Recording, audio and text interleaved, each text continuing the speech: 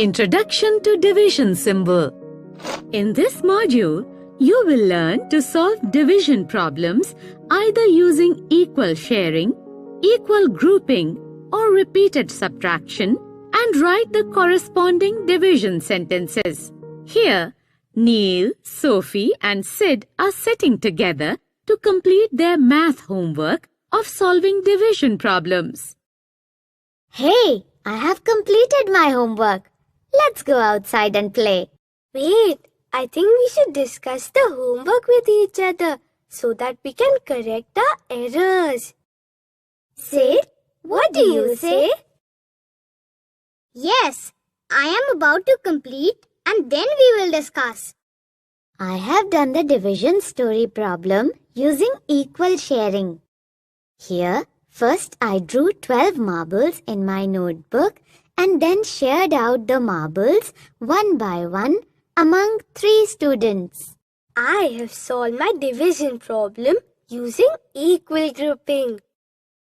It is mentioned in the question that each friend gets 3 stickers. So I made groups of 3 stickers till I used up all the stickers.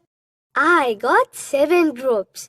Therefore, I can say that in order to distribute 21 stickers, I need 7 friends, when each of them gets 3 stickers. Hey Sophie, I have the same division problem, but I used both grouping and repeated subtraction methods to solve the problem. Really? Yes, I began by making groups of 3s and subtracted simultaneously to know how many stickers I left with after making each group. Let's recap. Here we have seen that Neil, Sophie, and Sid used 3 different methods to solve their division problems.